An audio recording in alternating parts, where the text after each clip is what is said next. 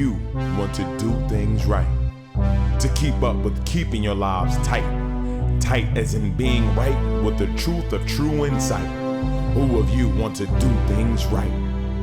Who of you want to truly succeed in attaining all in that which is your need?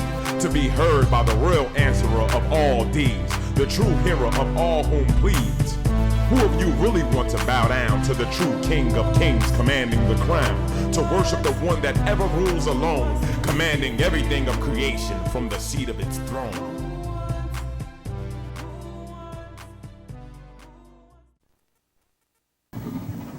Good evening. Welcome to another A.H.A.D moment. I'm your host today, Bakir Abdul-Aziz, in place of my regular host, Idris Taha. And we're joining you here at the A.H.A.D moment on this occasion from Baltimore, Maryland. And we're doing so, we're going to continue with another eye-opening, hopefully and certainly going to be an enlightening conversation with our regular guest, special guest, Lord Holy-Apostle Deen Saleem. I guess we should just go ahead on and open with just an overview of your matter. First of all, I'd say we at Baltimore Harbor. Yeah. And taking a little break, a little vacation, get away from all the hustle and bustle of our work in the Newark area. And it's always enjoyable down in this area for me. We drove a little ways to get here from where we stand, because we're out in the suburbs of Baltimore, in the Baltimore area, but we came on down to the harbor to, give you a nice little backdrop, and say, may Ahezaah's peace and blessings be with him about your presence.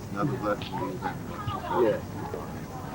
What I want to talk about today is spirituality, my personal experiences. There's a lot of people who do not believe in the unseen. In the Quran, Allah says to the Muslims that the book is for those who believe in Allah and the unseen. And when you speak to Muslims in particular about the unseen, most of them kind of shake. They kind of like, it's like disbelief, and they swear that they believe in unseen, but it's only by word of book, but not by living experience, a living person that could come to them and talk to them in general about the unseen. And the reason I say that, from the time since I was 7 years old when I had my first experience with the unseen, I was called insane and said that I should not talk like I was talking back then.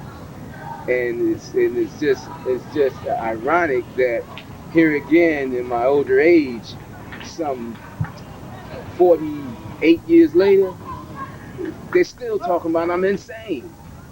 Yeah. And they say that they believe in Allah and the unseen. So that's basically what I would like to touch on today. Yeah. The idea that people will take a position, teacher, about you not being true when you talk about the unseen, the reality of the unseen.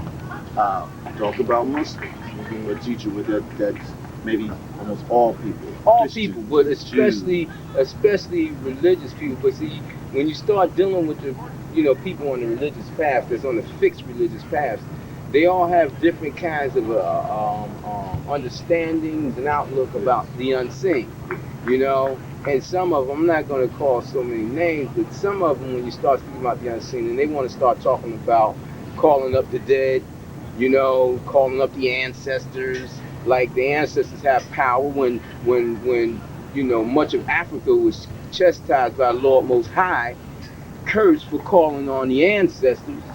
And now here we got our people today want to call on the ancestors when Allah says, I am Lord of all the world, call on me and fear me and me alone, trust me, and so forth and so on. But they still go and they call on the ancestors and don't realize that being that Allah is the one that leads the right as well as the one that leads astray, it will grant you your gifts or your askings, your prayers, even in error.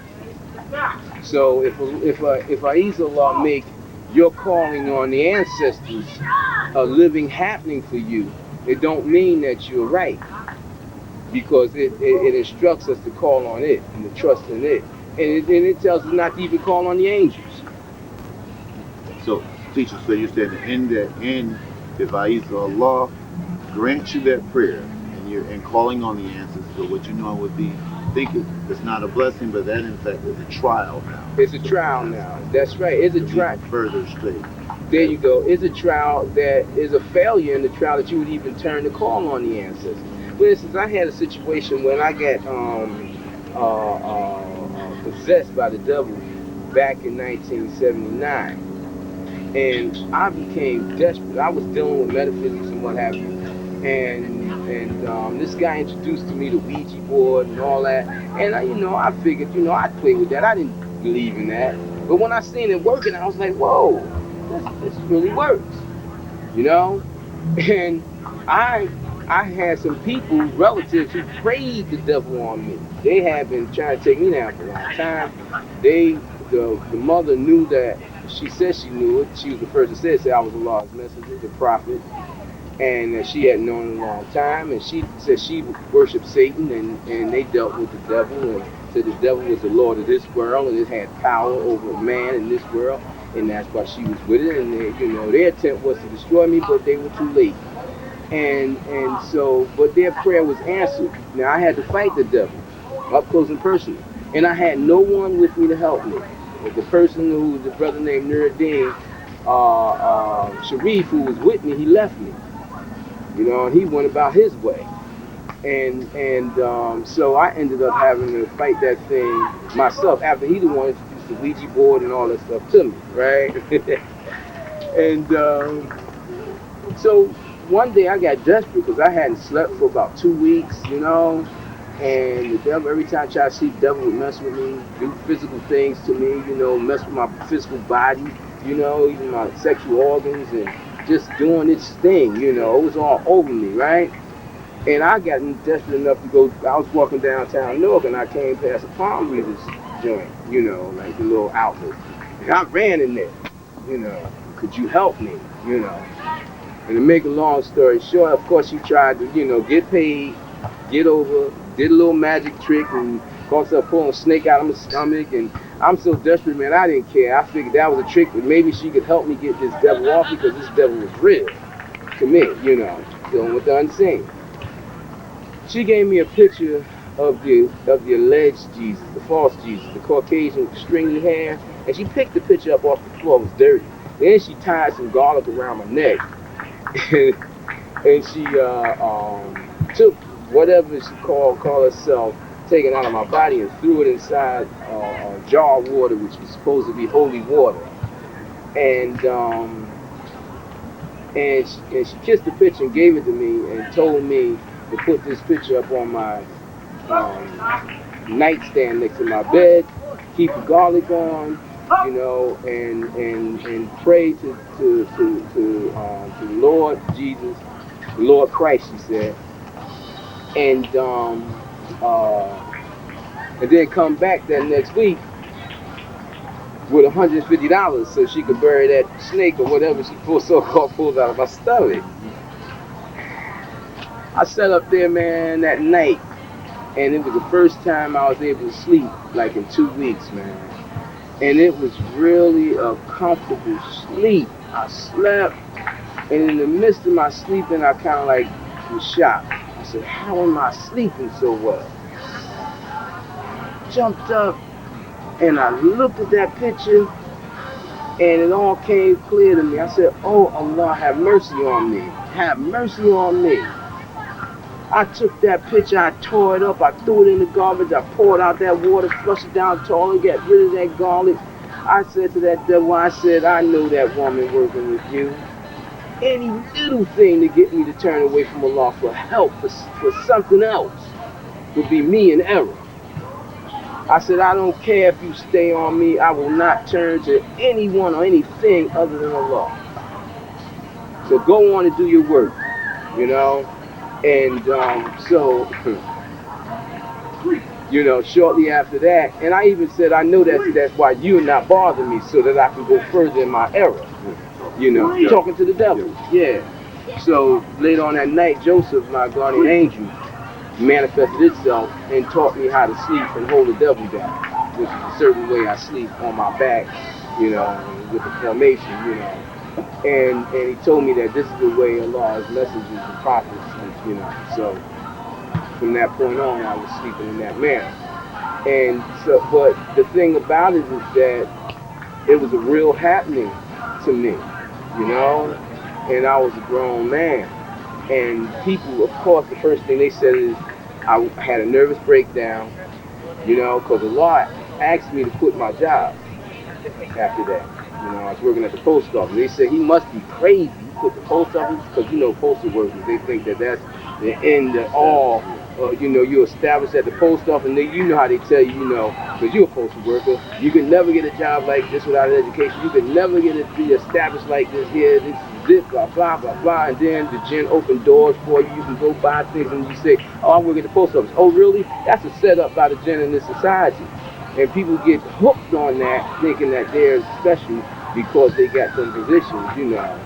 And so, you know, like I was able to come up out of that and then go further, past that trial, and go further into spirituality, you know. Now, this account, teacher, this account might frighten some off. Yeah. Because it's something that they're not, they see something that they can't control. Can't deal with. Can't deal with. They think they can't control. Although, in reality, they can't control anything anyway. They're not in control of anything anyway. You know, but the people don't trust. They've been, the world has been, we have been tricked per se into thinking that we can control something, and that the unseen is not. That takes away Allah as being reality to them. You know, even though they don't say it. People think that they are the reality themselves. People think that they have the power themselves. They don't understand that all power comes from the Creator, the Lord Most High, Ahezaah, and that everything that we have of power, of mind, of existence is given to us as a loan. And that's why the Lord says in the Holy Quran, who would give me a goodly loan? The goodly loan is the good that Allah has given you of yourself. That's everything is a loan. Says, you know, people think that Allah needs a loan of money and time and different things, and then they become hard-hearted and egoistic, you know, because they think that the Lord needs me. The Lord don't need nothing, you know. But it's still a trap, you know.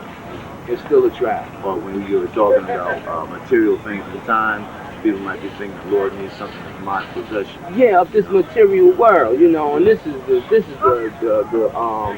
least. This is the most minutest, the most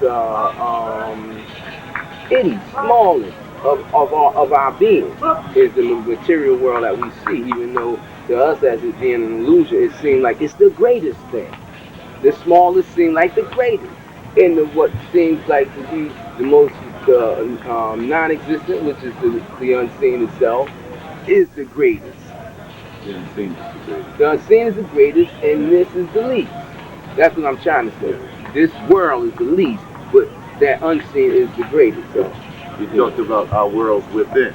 Right. You talked about our world within and how vast it is. I believe it's like as vast as the universe without it. You talked about within, and how much greater it is. You told us about the subconscious mind. The hidden mind is actually more powerful than the conscious mind, because that's the one that has more of the effects of it has. In other words, it can influence you, whereas you have no control because you don't know where it's coming from. You know, because we live in the state of living on the outer, the conscious outer life. You know, it's frightful to most of the people who are living on the outside. Teacher, how do we counter that fear for those who might even think that they're sincere? You have to turn it over to Ahezaah. You have to turn it over to the Lord Most High. You know, and people in general don't know how to turn their fear over to the Lord. They don't know how to get themselves up to the Lord. They choose other things and other people to put that security in, instead of turning to the Lord Most High and just begging it. You know, because see, the real power that we have is in the word that we speak. And the intentions of that word that come from our heart. You know, and so many people don't realize that, and that's why we always say, be mindful of what you ask for, be mindful of what you say, be mindful of what you pray for and beg for, because those things are given life by the Lord Most High once you put it out there. You know, I know that there are a lot of people who are afraid of this kind of conversation. You know, and many Muslims that I've met throughout my years, I've met maybe hundreds of thousands. You know, I've helped tens of thousands, I know. But the thing about it is most of them are afraid of this conversation because, like what you said, it's something that they realize they cannot control. It's something that's beyond them. And again, like you said, you can't control nothing, really. It's all an illusion. But this illusion is a comfortable illusion.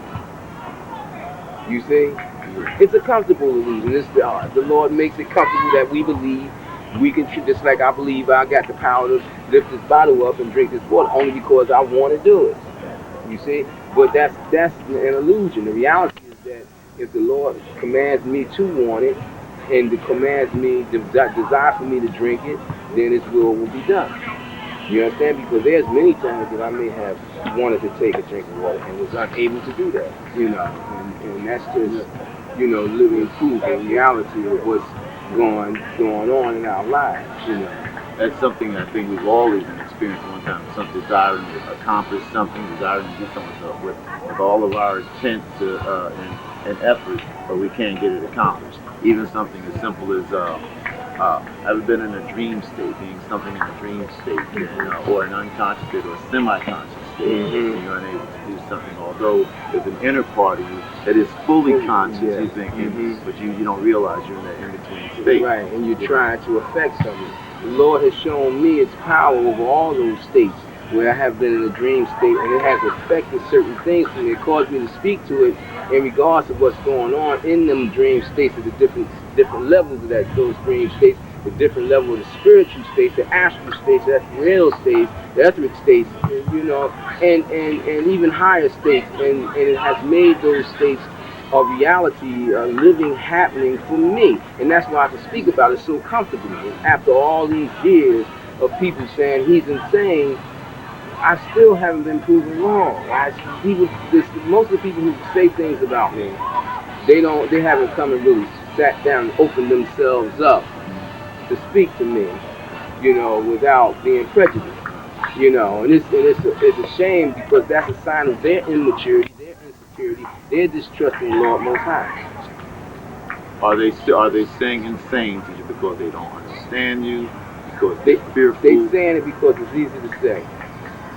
To many people, especially our people, African American people, if it's called somebody insane, it is an easy way to excuse yourself from them or to be done with them. It's like saying, leave him alone. He's insane. Leave him alone. You know, I'm not listening to him. He's insane. Okay, I was going to say, yeah, they're saying that.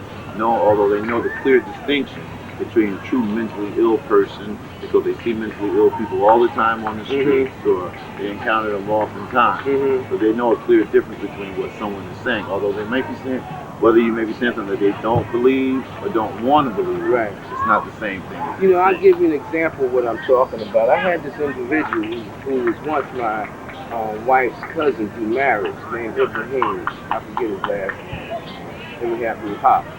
And I hear that he's been asking questions about me, calling myself a prophet.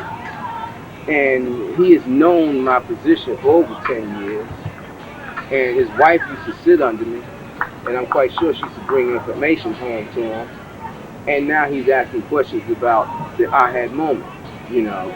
And what is this man talking about? He's a prophet, you know. This man, you know, we got together on the phone once upon a time, over 10 years ago, and talked for 3 hours. In the midst of our conversation, he kept saying things that was incorrect about the Holy Quran. They confuse Hadith with Quran and Quran with Hadith, and they make up things that's not written, you know. And because I oppose the falsehood that's been given as falsehood in translation or mistranslation, which amounts to falsehood, they think that I'm going against Allah or Muhammad, or the way, when I'm just going against them and those who commit those sins, those evils against the way, you know. But as we spoke, he every so often he kept saying, "Wait a minute, I haven't studied that yet. I'm not that deep. I need to study that. Then I can finish this. I can have this conversation." But you can't be the one. Muhammad is the last. Well, how can you say that? And then I explained to him where Allah speaks about the messengers, obey the messengers in the Holy Quran. If that was the case about Muhammad being the last, it would always say obey Muhammad.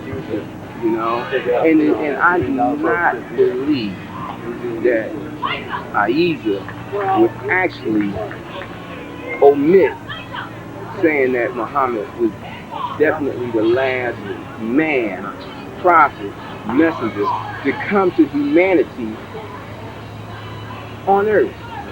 I just, how can you think such a thing? Unless you just want to go with what's comfortable. Because see, like I tell you, I say the Muslims be saying, "Shut up, Allah." Well, that's what they literally say in their saying that Muhammad's the last and we don't want to hear no more. When Muhammad came, he had to explain what the men that came before him, what Jesus said, what Moses said, and Enoch and the rest of them. Now I'm here to explain what Muhammad said and what the message that Allah sent down today for this day and time, for revelation, for what John said about this day and time, and many others. So here we go again, back to that I'm insane thing.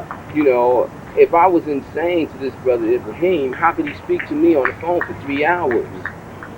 And then how could he tell me that I'm going to study these things and never come back and say, "I look and you're wrong"?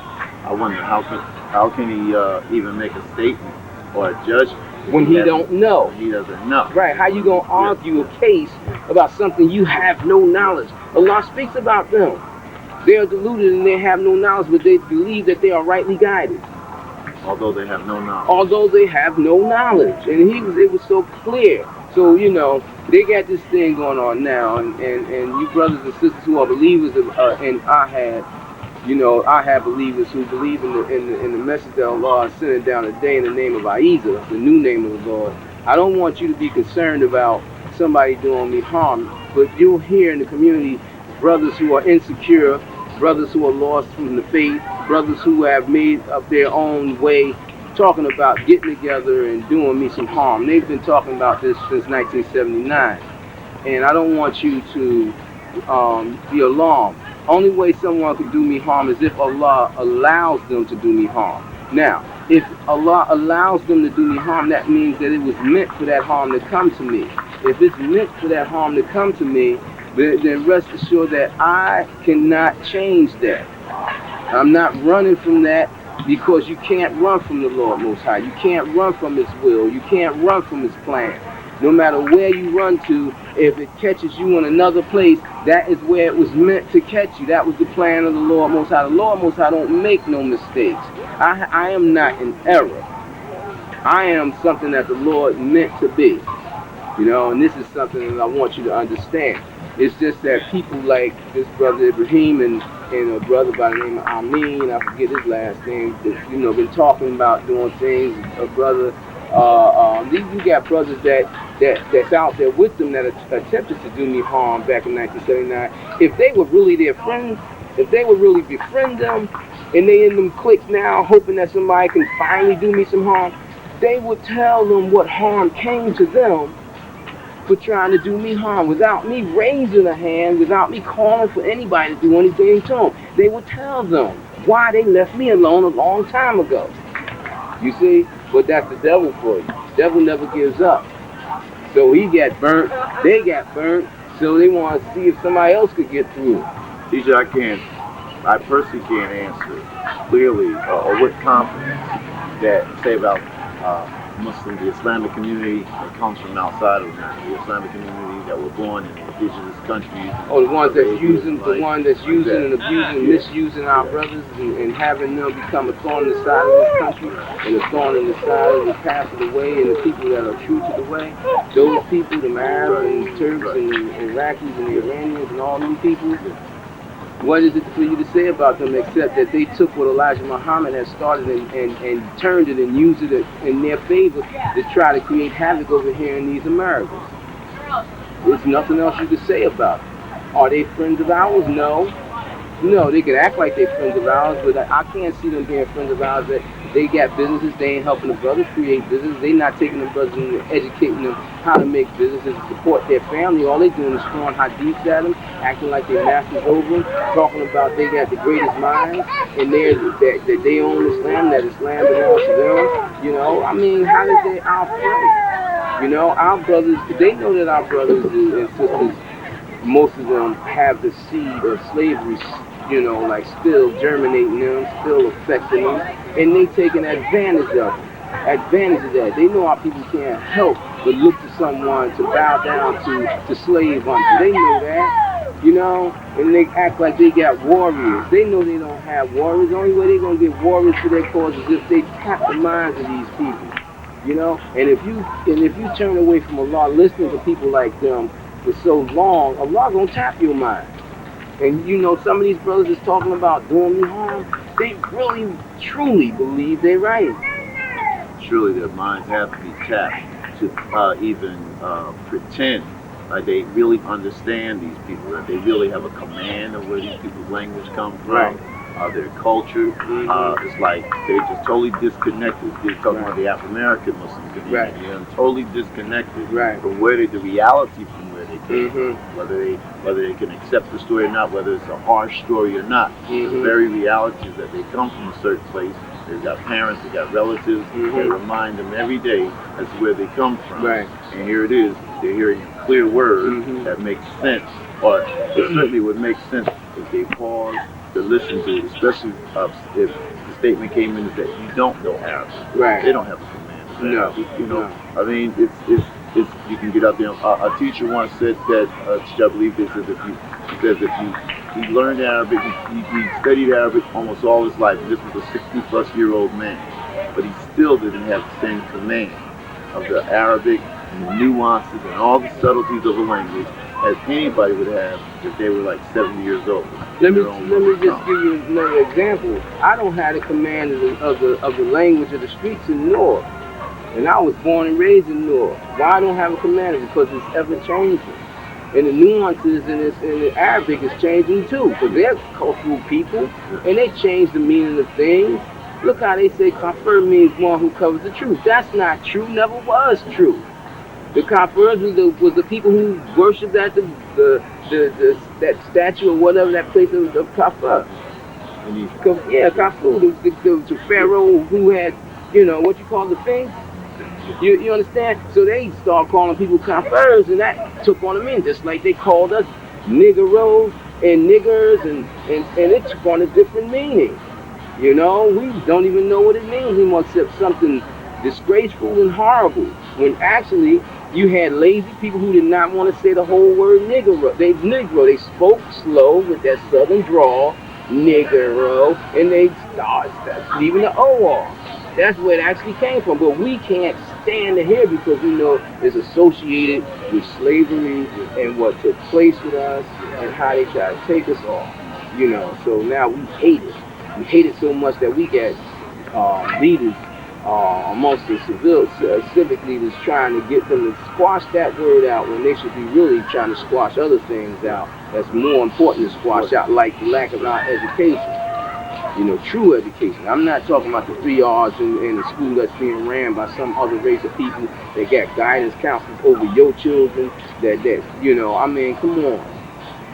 They need to really look deeper into some things, man. And it ain't no racist statement that I'm making. It ain't no racist. It's only a natural common statement. Would a bear let a panda raise its baby? Would a wolverine let a wolf raise its baby? No. No. So how we gonna let another race of people raise our babies? even if they're They're not letting us raise To theirs. do things right. To keep up with keeping your lives tight. Tight as in being right with the truth of true insight. Who of you want to do things right? Who of you want to truly succeed?